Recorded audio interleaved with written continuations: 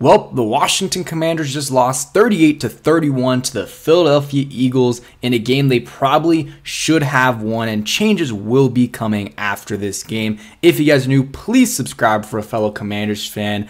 Suffering out here, but hey, if you hit that subscribe and like button, it really does help out a ton. Man, we have a lot to unpack from this game. Not only what happened to the game, but what will happen as a result of this game. Players that will get traded, coaches that will get fired, and just the trajectory of this franchise. But let's talk about this. I mean, 38-31, a game they should have won, honestly. And I do not like to complain about the refs a lot. A lot of times you lose, there's calls on either side. But this game, I believe the Commanders lost this game because of 3 reasons. 1, the refs. 2, Ron Rivera. And 3, the defense / coaching on that side of the ball. 1, the refs were bad.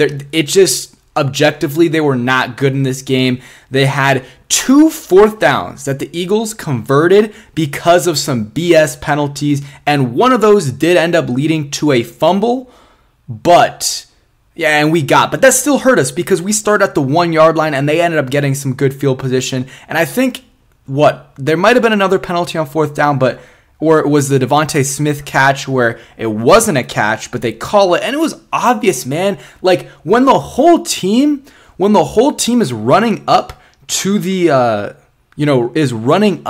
line of scrimmage to call another play, it probably means he didn't catch it. They communicated it to each other. Jalen Hurts and seschmith, they did this in the 49ers game in the NFC Championship. Same thing happened. I almost never see the offense be able to call the play before the, coach challenges it. But guess what? Ron Rivera has his arms crossed, and he probably couldn't get them uncrossed quick enough to throw that challenge flag. And the whole sideline, erupted and was very adamant that it was an incomplete pass. Very adamant, and Rivera doesn't trust him. He doesn't call it. And guess what? Next play, I believe it was A.J. Brown, touchdown on Emmanuel Forbes, which is another completely different, discussion that we're going to get into in a little bit later. Obviously Forbes has been disappointing, but why the heck is he on A.J. Brown? It makes zero sense at all. But yeah, Rivera not challenging it, that directly cost them 7 points. 7 points. And you just can't do that. As a head coach, I mean, that's an obvious call. And it also, even if you don't know for sure, 1, your sideline is very adamant, and 2, it's 4th down. This is a big play. So if it's debatable at all and they're running up to it, you got to call that. You have to not call it, throw the challenge flag. You absolutely have to do it. And, before I get into too many negatives, I do want to give some praise to Sam Howell. 39 for 52 in this game, 397 yards, 4 touchdowns, 1 interception. Got sacked once in this game, and of course it was at the end. Andrew Wiley gets beat. And, the offensive line was pretty good in this game, but, unfortunately that was like the play that they get a sack at the end, and he fumbles it. But Howell was not the reason they lost this game. He had one really bad throw, and that was the interception to, I think it was Blankenship, but he had a really nice throw to Terry for a touchdown, had a nice throw to Jahan, to Logan Thomas, and a nice throw to Jameson Crowder as well, and did a good job avoiding the sacks, good job moving in and out of the pocket, manipulating it a little bit, got some rushing yards as well, 3 for 11. He was a little bit inaccurate at times, overthrowing a couple guys like Byron Pringle. He overthrew him a little bit. Pringle also didn't do a great job of tracking, but that was one. And then like a few times where he underthrows the receiver. And Terry, this is like the only time I've ever almost been disappointed in Terry. 2 back-to-back throws where, yes, could the throw have been, the throws could have been better, yes, but Terry, you got to catch those. I mean, it hit his hands and chest both times. He usually is more of a body catcher, and almost all the time it works out for him, but that one, it wasn't great, man, and that cost him. I mean, it was 3rd and 5 because of the Jahan Dotson. That's another thing. Jahan Dotson made a catch, and they ruled it. I thought they ruled it complete, but then there was a whole drama, there's drama there, and they finally call it incomplete. and Terry drops the first one and then drops the second one. The passes weren't great. Sam should have thrown a little bit better, but Terry's got to catch it. Like, I would put that more on Terry than I do with Hal, because it's a little bit on both. But Terry, you got to catch that. Like, if you're an NFL receiver, I don't care if you're getting paid $20+ million a year like Terry or an undrafted free agent. You got to make at least one of those two catches. But ideally, you're making two out of those. You're making both of those catches. So that was an unfortunate play there by Terry. We'll talk about the game a little bit more for another 10 minutes, and then we'll get into the repercussions of this game. Defensive line, what an absolute no-show for them. Absolute no-show. And I know this offensive line is good and everything, but come on now.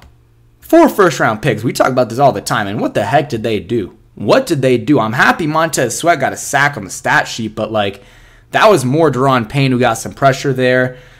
Chase Young, he's had a good season, so I'm not going to get onto him too much, but he did not have a great game today. And then Casey Tua got a sack. Casey Tua was one of the one reps where I was like, okay, that was a good pass rushing rep. Besides that, what did Jonathan Allen do? Nothing. What did Montez Sweat? I mean, he made some, some of these guys made good tackles in the run game, but I'm talking about pass rushing. Jalen Hurts had all day to, drop back and pass. 3, 4, 5 seconds every single time.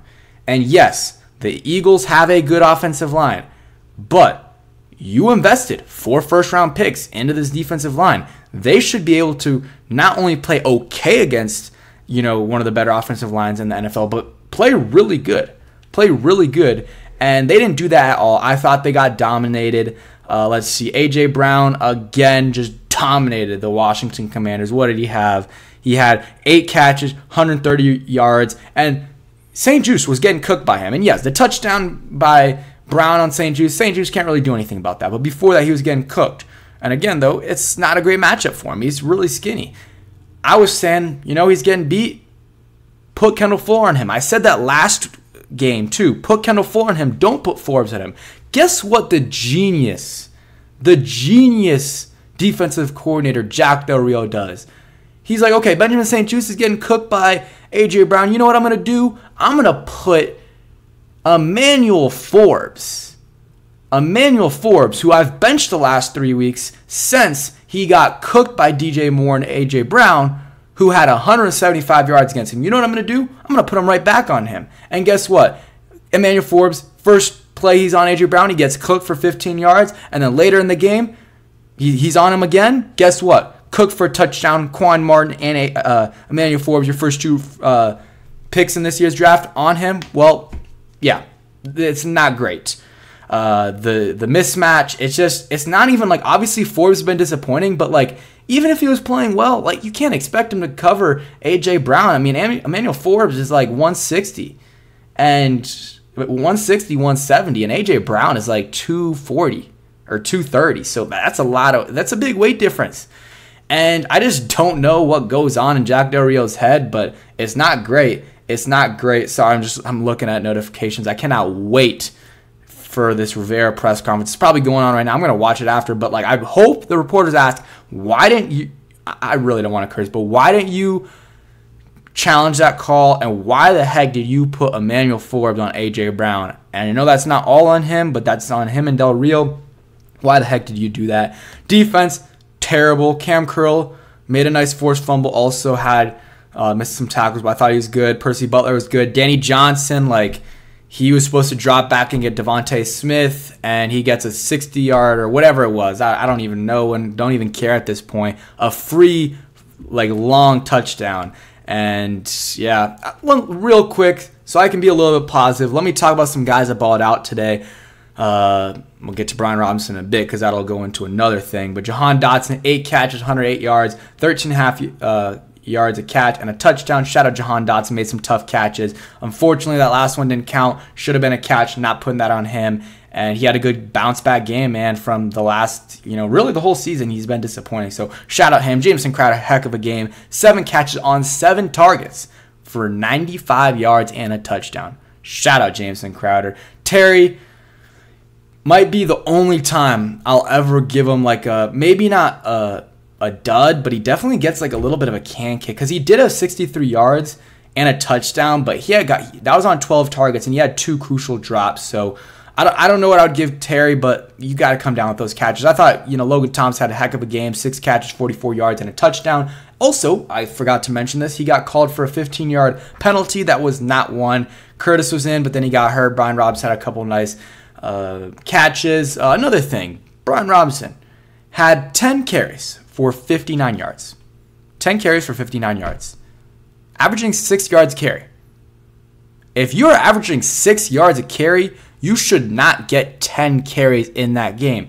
And we were up. Let's keep in mind, we're up for the whole first half and some of the third quarter as well. And it's a close game the whole game. And you still only give Brian Robinson 10 carries, and he's averaging 6. Like, I know I'm not, obviously this game is not on the offense, but could have used Brian Robinson running a little bit on those, maybe on that drive, not the drive where